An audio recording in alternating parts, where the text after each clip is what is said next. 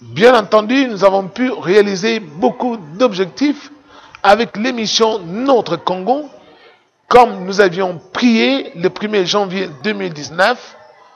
Nous avions demandé au Seigneur de nous donner une opportunité afin d'atteindre un grand nombre de gens par l'émission Notre Congo et de pouvoir disposer les serviteurs qui sont dans l'émission Notre Congo pour que la parole de Dieu soit entendue à partir de notre pays dans le monde entier.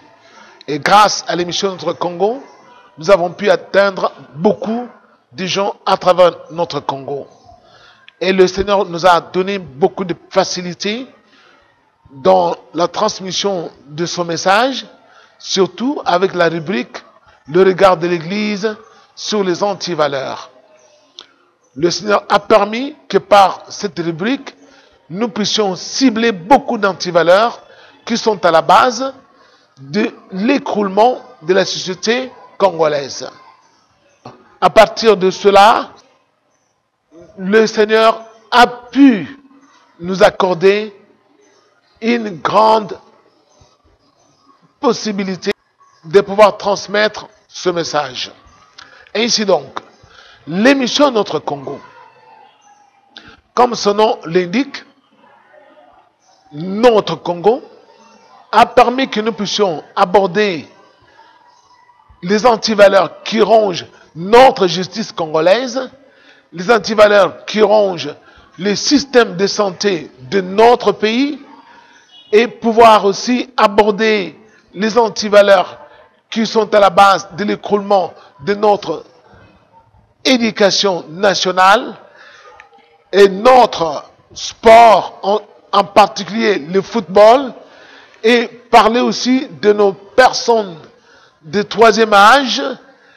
Et nous avons pu aussi aborder la question qui touche la police de notre pays.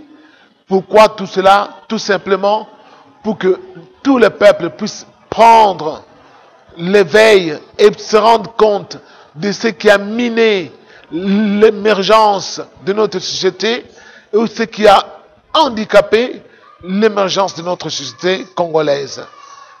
S'agissant de la justice, par exemple, nous avons enseigné que la justice, selon la Bible, élève une nation. Et que l'injustice est la ruine des nations. Et que pour avoir une bonne justice, il faut que les magistrats sachent qu'ils sont des serviteurs de Dieu. Étant au service de Dieu, ils doivent rendre une justice arbitrale pour trancher les différends parmi les hommes congolais. Et quand la justice est une justice arbitrale, cette justice va contribuer à la pacification de notre pays. Pourquoi il y a des troubles parmi les hommes? C'est quand il y a insatisfaction dans l'exercice ou dans l'interprétation de la règle de droit et qu'il y a maintenant des insurrections, soit armées. Pourquoi? Parce que les hommes veulent se faire justice eux-mêmes. Nous avons pu démontrer aussi que pour avoir une bonne administration, il faut une bonne police, car sans une bonne police, toutes les administrations du monde ne peuvent pas fonctionner. Qui dit un État fort, dit une police forte. Et pour une police forte, il faut que cette police soit bien formée, bénéficie de bons encadrements, et le mode de recrutement des éléments qui vont constituer la police soit un mode rigoureux et rigide, parce qu'on ne peut pas recruter les éléments de la police parmi les délinquants et pouvoir en faire des citoyens qui vont servir à la protection des valeurs patriotiques. Mais si on améliore le mode de recrutement, on aura une police responsable et mature. Et cela étant, nous avons aussi parlé aussi de mode de rémunération de la police congolaise.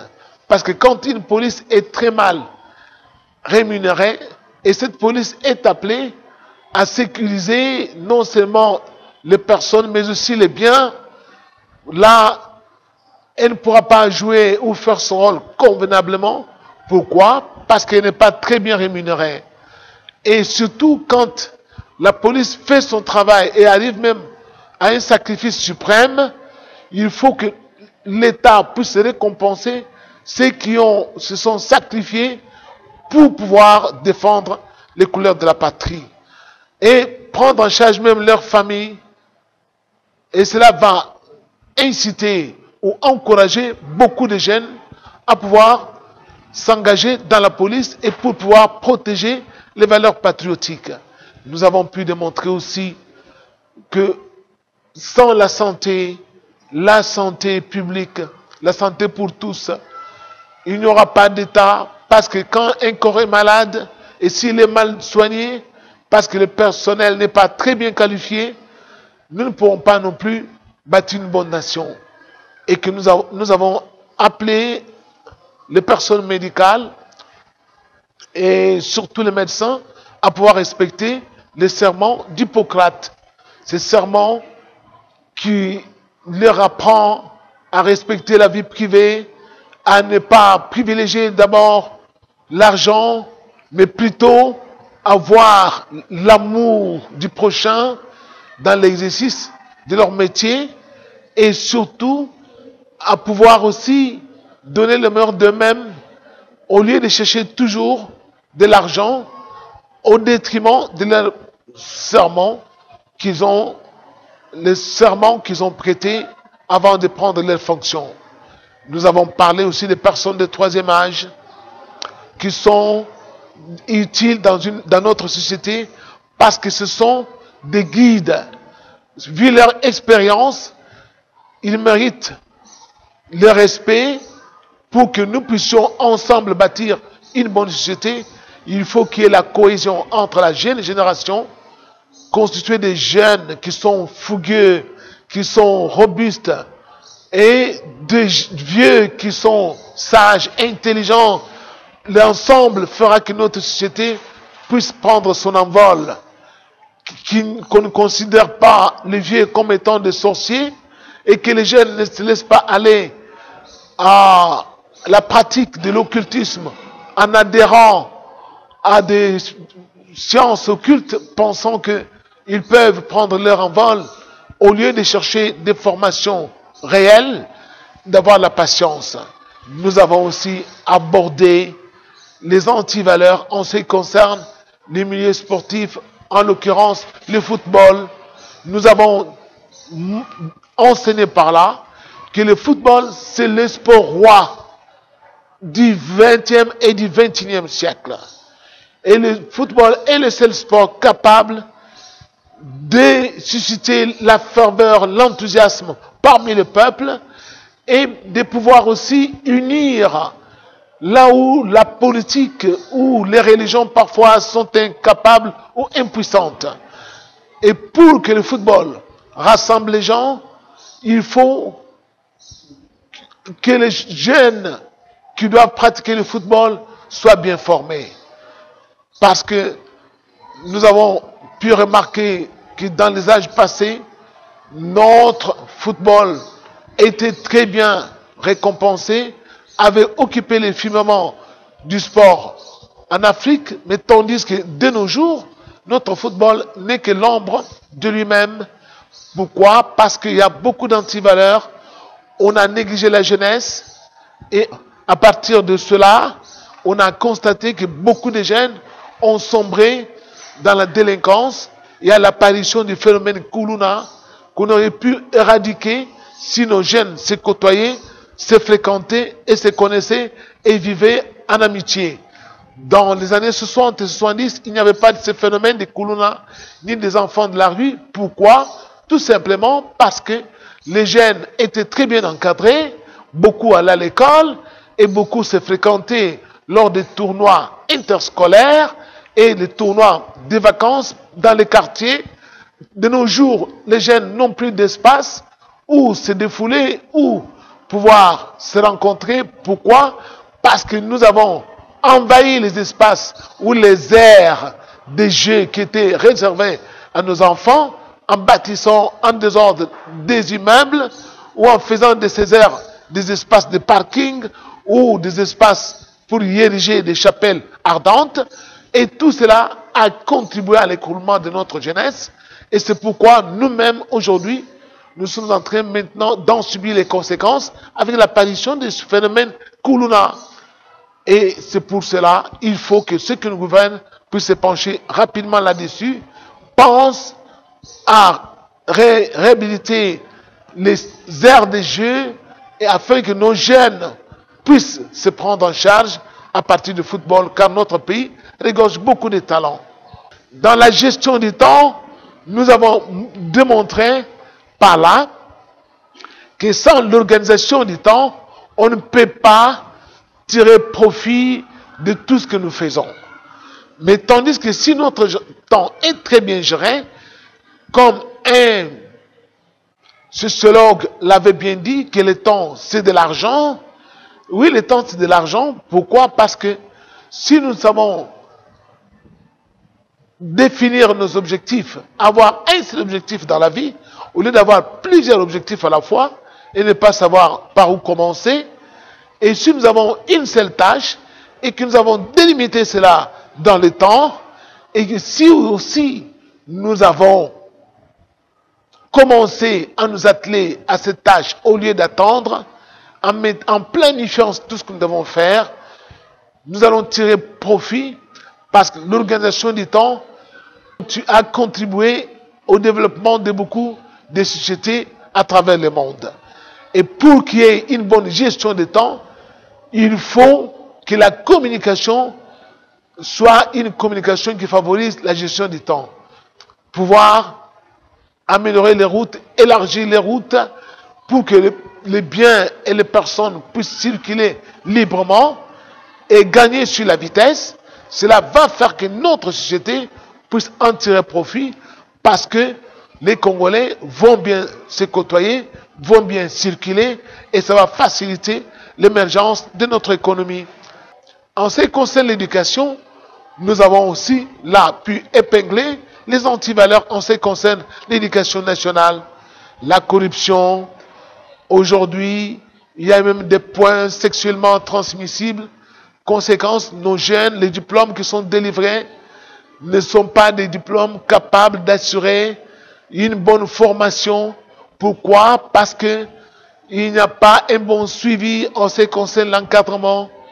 Et nous avons pu épingler que la plupart des écoles ne sont pas en mesure d'assurer une bonne formation de nos écoles et que l'État devrait prendre cela en charge.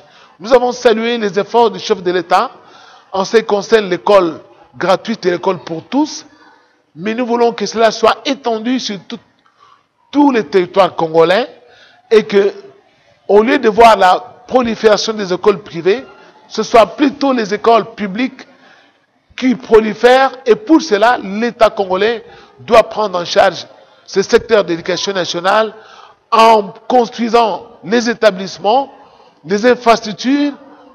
À partir de cela, l'école sera une école gratuite pour tous sur toute l'étendue de notre pays, car sans la formation véritable de notre jeunesse, notre pays ne pourra pas prendre son envol. Pourquoi? Parce que qui dit jeunesse dit le lendemain de notre pays ou le futur de notre pays. Si nous voulons que notre pays devienne une grande nation demain, nous voulons nous occuper de notre jeunesse aujourd'hui. La musique congolaise, nous avons parlé de la musique. Nous avons dit, là aussi, beaucoup de gens, beaucoup d'antivaleurs sont entrés dans la musique congolaise.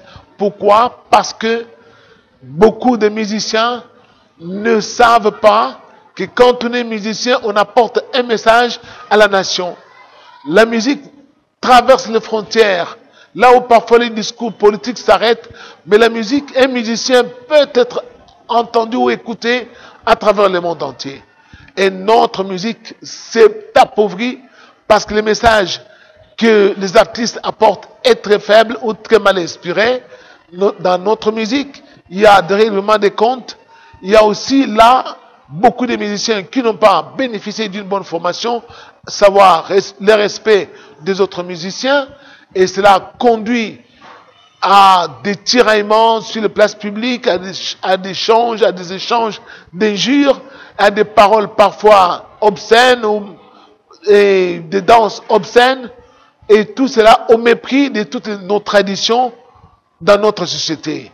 Et pour que cette musique puisse prendre son envol, nous avons pu démontrer que tout peut se faire lorsque on a reçu une bonne formation et qu'on sait à quoi s'en tenir et on a quel message qu'on doit transmettre à des populations ou à des générations qui nous écoutent. Nous allons prier pour cette émission Notre Congo, parce que nous pensons que par cette émission, le Seigneur a pu nous permettre de pouvoir atteindre beaucoup de couches sociales et apporter un renouveau pour pouvoir éradiquer les antivaleurs qui rongent la société congolaise dans cette émission Notre Congo. Seigneur Dieu Tout-Puissant, nous te rendons grâce. Nous bénissons ton nom parce que sans toi, il nous eût été impossible de réaliser cet objectif, à savoir apporter un message de réveil pour que le peuple puisse se prendre en charge et connaisse que toi, Dieu, tu es avec ceux qui s'améliorent, ceux qui se répandent, qui quittent le mauvais chemin pour choisir le bon chemin. Seigneur, encourage ce peuple à persévérer à la recherche du bien pour que ton nom soit glorifié dans notre nation et que le Congo soit bâti sur des valeurs justes, les valeurs grâce auxquelles d'autres nations sont arrivées à supplanter les grandes nations. Pourquoi? Parce que ces nations-là avaient compris que pour vivre heureux, il faut vivre ensemble. Seigneur, que tu bénisses le Congo et que tu bénisses l'émission Notre Congo et que ton nom soit glorifié, non seulement par cette émission, mais par le peuple qui a écouté tous ces enseignements que tu es en train de lui donner et que tu vas lui donner durant l'année 2020. À tous nos auditeurs, à tous ceux qui nous suivent, nous voulons que les messages qui sont en train d'être enseignés, une fois que vous les avez écoutés, que vous puissiez les transmettre aux autres. Ne les gardez pas pour vous-même, mais transmettez tous ces enseignements aux autres, car un peuple qui n'est pas enseigné, c'est un peuple qui est aveugle. Et la devise de l'université de Kinshasa, c'est la science sans conscience n'est que ruine de l'âme. On peut avoir des diplômes, on peut étudier, mais lorsqu'on manque la conscience qui provient de la morale de Dieu qui est basée sur le bien-être, faire du bien aux autres et l'amour du prochain, on ne pourra jamais bâtir une société cohérente, on ne pourra jamais vivre ensemble, on se fera toujours des guerres parce qu'on s'ignore ou on ne se connaît pas. Mais lorsque nous avons une bonne conscience, basée sur l'amour du prochain, nous ferons du bien aux uns aux autres et Dieu sera avec nous car Dieu est amour. Merci beaucoup et que Dieu vous bénisse pour l'année 2020.